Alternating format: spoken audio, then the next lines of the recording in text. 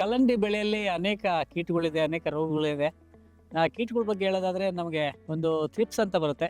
Thrips ನುಸಿ ಅಂತ ಕರಿತಾರೆ, ಸಣ್ಣದು, ಅದು ರಸ ಇರ್ತಕ್ಕಂಥ ಕೀಟ. ಅದರಿಂದ ನಮಗೆ ಬಡ್ ನೆಕ್ರೋಸಿಸ್ ಅಂತಕ್ಕಂಥ, ಅಂದ್ರೆ ಸುಳಿ ಒಣಗ್ತಕ್ಕಂಥ ಒಂದು ನಂಜಾಣು ರೋಗದ ಒಂದು ಬಾಧೆ ಇದೆ. ಅದು ಬಿಟ್ರೆ ಈಗ ನಮಗೆ ಹಣ್ಣಿನ ನೊಣ, ಈಗ ಮಾವಿನಲ್ಲಿದ್ದಾಗೆ ಅಥವಾ ಬಾಳೆಹಣ್ಣಲ್ಲಿದ್ದಾಗೆ ಇಲ್ಲೂ ಕೂಡ ಒಂದು ನೊಣ ಬರುತ್ತೆ. ಅದು ಕಾಯಿ ಬೆಳೆಯೋ ಹಂತದಲ್ಲಿ ಈ ಪ್ರೌಢ ನೊಣ, ಗಂಡು ಹೆಣ್ಣು ಮಿಲ್ತಂತ ಫರ್ಟಿಲೈಸ್ ಆಗಿರ್ತಕ್ಕಂಥ ಪ್ರೌಢ ನೊಣ ಬಂದು ಮೊಟ್ಟೆ ಇಡೋ ಅಂಗದಿಂದ ಹಣ್ಣನ್ನ ಚುಚ್ಚಿ, ಆ ಕಾಯನ್ನು ಚುಚ್ಚಿ ಒಳಗಡೆ ಮೊಟ್ಟೆ ಇಡುತ್ತೆ. ಆ ಮೊಟ್ಟೆಗಳು ಮರಿಯಾಗಿ ಬಂದು ಒಳಗಿನ ತಿರುಳನ್ನೆಲ್ಲ ತಿಂದಾಗ ಇದೆಲ್ಲ ಕೊಳತೋಗುತ್ತೆ. ಇದಕ್ಕೆ ಅನೇಕ ರಾಸಾಯನಿಕ ಕೀಟನಾಶಕಗಳಿವೆ. ಆದ್ರೆ ಒಂದು ಸುಂದರವಾದಂತ, ಒಂದು ತುಂಬಾ ಉತ್ತಮವಾದಂತ ಒಂದು ಕ್ರಮ ಅಂತಂದ್ರೆ ಲೈಂಗಿಕ ಆಕರ್ಷಕ ಬಲೆಗಳು.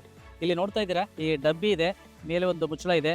ಮುಚ್ಚಳಕ್ಕೆ ಕೆಳಭಾಗದಲ್ಲಿ ಒಂದು ಮರದ ಒಂದು ಕ್ಯೂಲೂರನ್ನ ಹಚ್ಚಿದಂತ ಒಂದು ವುಡನ್ ಪೀಸ್ ಇದೆ. ಸುಮಾರು ಒಂದು 60ರಿಂದ 70 ದಿವಸಗಳು ಕೆಲಸ ಮಾಡುತ್ತೆ. ಇದೇ ತರ ಈ ಬಕೆಟಿನ ಕೆಳಗಡೆ ಕೀಟನಾಶಕವನ್ನು, ಒಂದು ಹತ್ತಿಗೆ ಕೀಟನಾಶಕವನ್ನು ಬಳದು ಅಲ್ಲಿ ಇಡ್ತಾರೆ.